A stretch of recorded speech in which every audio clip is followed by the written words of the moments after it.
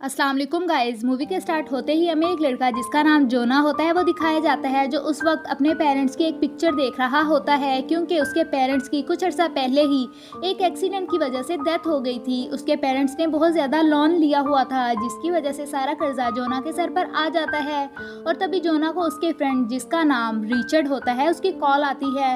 Richard जोना से कहता है कि मैं तुम्हारे घर ही आ रहा हूँ, लेकिन जैसे ही रिचर्ड जोना के घर पर आता है वो जोना को बुरे तरीके से मारने लगता है। लेकिन तभी एक लड़की बिल्कुल ठीक वक्त में वहां पर आकर जोना को बचा लेती है। उस लड़की का नाम साशा होता है। साशा और रिचर्ड एक दूसरे को पसंद करते थे और किसी बात को लेकर रिचर्ड जोना से नाराज था और यही वजह है कि उसने जोना को इतना मारा। साशा रिचर्ड को कहती है कि बिला वजह का गुस्सा कर रहे हो, जोना को मार रहे हो, जबकि उसका कोई कसूर नहीं है। साशा और जोना रिचर्ड से नाराज हो जाते हैं और रिचर्ड अपने फ्रेंड्स को मनाने के लिए उन्हें एक बीच पर लेकर जाता है। उन लोगों का प्लान था कि वो एक दिन के लिए पूरे समंदर की सैर करेंगे और वो एक दिन के खाने का सामान अपने साथ लेकर वहां पर आते हैं। रिचर्ड फाइनेंशियली एक अमीर लड़का था क्योंकि उसके फादर एक अमीर और खतरनाक किस्म के आदमी थे।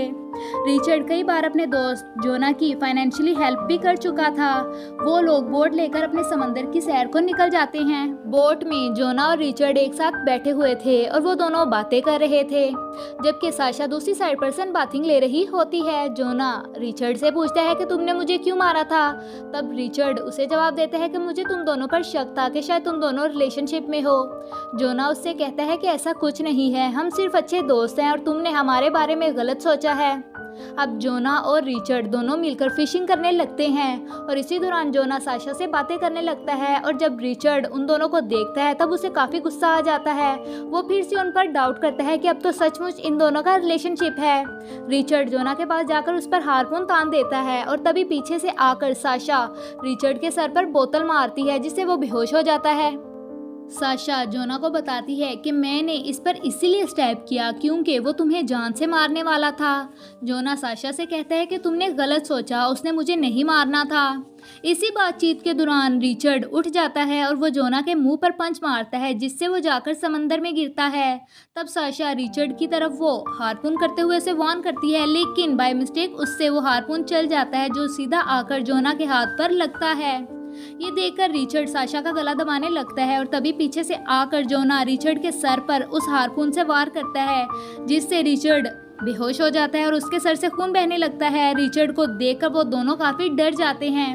वो कहते हैं कि अगर तो ये जिंदा हुआ तो ये उठकर हमें नहीं छोड़ेगा, लेकिन अगर ये मर गया तो इसके फादर हमें जिंदा नहीं छोड़ेंगे। अब तो हम बुरी तरह से फंस चुके हैं। वो दोनों प्लान बना रहे होते हैं कि आखिर रिचर्ड के फादर से कैसे बचा जा सकता है। रिचर्ड जो कि बोट के बिल्कुल किनारे पर होता है और पुल होने की वजह से वो समंदर में गिर जाता है और पानी में गिरने की वजह से वो होश में आ जाता है। ये देखकर जोना रिचर्ड पर हार्पून तान देता है। तभी रिचर्ड जोना को बताता है कि इस बोट की चाबी तो मेरे पास है, अगर तुम मुझे मार डालोगे तो ये चाबी भी मेरे साथ ही चली जाएगी और तुम दोनों हमेशा के लिए इस जगह पर फंसे रहोगे और एक दिन मर जाओगे। लेकिन अगर तुम तेज धार वाले हथियार और सब नुकीली चीजें बोट से फेंक दोगे तब मैं ऊपर आ जाऊंगा और मैं सब कुछ भूल जाऊंगा और फिर हम तीनों अपने अपने रास्तों पर निकल जाएंगे। उसकी ये बातें सुनकर साशा उससे कहती है कि अगर हम तुम्हें यहाँ से निकाल कर तुम्हारी जान बचा लेते हैं, लेकिन फिर भी तुम जाकर अपने फादर को हमारी कंप्लेन करोगे और तुम्हारे फादर हमें जान से मार देंगे। अब रिचर्ड कहता है कि मैं तुमसे वादा करता हूँ कि मैं ऐसा कुछ भी नहीं करूँगा और तब जोना सब नुकीली चीज़ें समंदर में फेंक देता है। वो बोट से एक एक चीज़ निकाल कर समंदर में फेंक देता है और जब वो सब कुछ फेंक देता है तब रिचर्ड बोट में आ जाता है। वो तीनों फ्रेंड्स बोट के टॉप पर आ जाते हैं और उस चाबी से बोट को स्टार्ट करने लगते हैं, लेकिन बोट नहीं चल पाती। अब वो इतने गहरे समंदर के बिल्कुल बीचों बीच फंस चुके थे। इस सारी सिचुएशन को देखकर रिचर्ड को काफ़ी गुस्सा आता है और वो उन दोनों को ही ब्लेम करता है कि ये सब कुछ तुम्हारी वजह से हुआ। फिर रिचर्ड को बोट में से एक छोटा सा बॉक्स मिलता है जिसमें वो पानी भरने लगता है, लेकिन अफसोस की बात ये थी कि उनके पास पीने का पानी भी अब ख़त्म हो चुका था। अब सर्वाइव करने के लिए ना तो उनके पास खाने के लिए कुछ था और ना ही पीने के लिए पानी था, क्योंकि वो अपने साथ यहाँ पर सिर्फ एक दिन का ही खाना पानी लेकर आए थे और ऐसे ही इन लोगों को बोट में कई दिन गुजर जाते हैं। इतने बड़े समंदर में कोई भी उनके अलावा वहाँ पर ऐसा नहीं था जो उनकी हेल्प कर सकता। रिचर्ड एक दिन एक बर्ड को पकड़ता है और उसके खून को जमा करता है। वो तीनों उस बर्ड के खून को पीते हैं, लेकिन जोना को उस बर्ड का खून डाइजेस्ट नहीं होता और उसे वॉमिट होने लगती है। तभी रिचर्ड वहाँ पर एक वाइन की बोतल लेकर आता है जिसे वो कहीं पर रखकर भूल गया था। वो तीनों वाइन को पीकर गुजारा करते हैं। इसी दौरान रिचर्ड जोना से पूछता है कि जब मैं पानी में था तब तुम्हें मुझसे डर लगा था, जिस पर जोना कहता है कि तुमसे तो नहीं, लेकिन तुम्हारे फादर से ज़रूर लगा था, क्योंकि अगर तुम मर जाते तो तुम्हारे फादर ने हमें जिंदा नहीं छोड़ना था। इसके बाद वो तीनों बातें करने लगते हैं और एक दूसरे से हंसी मजाक करके काफ़ी एंजॉय करते हैं। जोना अपने हाथ को देखता है जो कि हार्पून लगने की वजह से काफ़ी ज़ख्मी था और उसका ज़ख्म फैलता ही जा रहा था और साथ ही साथ उसे किसी किस्म का इन्फेक्शन भी हो गया था। जोना अपने ज़ख्म को साफ करता है और सोने की कोशिश करता है, लेकिन उसे इतनी ज़्यादा पेन हो रही थी कि उसे नींद नहीं आती। जोना की ऐसी हालत देखकर साशा रिचर्ड से कहती है कि हमें इसका हाथ काट देना चाहिए, वरना ये इन्फेक्शन उसकी पूरी बॉडी में फैल जाएगी। रिचर्ड कहता है कि इसका हाथ काटने के लिए ना तो हमारे पास कोई तेज धार वाला हथियार है और ना ही कोई नुकीली चीजें, क्योंकि वो सब कुछ तो उन्होंने समंदर में फेंक दी थी। तब साशा उसे टूटा हुआ ग्लास का टुकड़ा लाकर देती है। इस कांच को देखकर जोना बुरी तरह से डर जाता है, लेकिन साशा उसे रिलैक्स करते हुए कहती है कि तुम्हारा हाथ काटना जरूरी है, क्योंकि अगर ऐसा ना किया गया तो ये इन्फेक्शन तुम्हारी पूरी बॉडी में फैल जाएगा और इससे तुम्हारी डेथ भी हो सकती है। तब रिचर्ड जोना के हाथ को एक बेल्ट से बांधता है और कांच के टुकड़े से उसका बाजू काटने लगता है। उस कांच के टुकड़े से जोना का बाजू तो नहीं कटता, लेकिन उसका काफी ज्यादा खून बह चुका था, जिसे रिचर्ड जमा कर लेता है।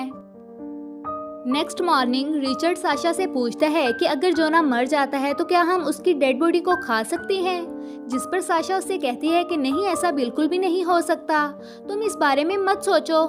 रात को जोना की हालत काफ़ी ख़राब हो जाती है, उसे पूरी बॉडी में काफ़ी पेन हो रही थी। तब साशा जाकर जोना को रिलैक्स करती है।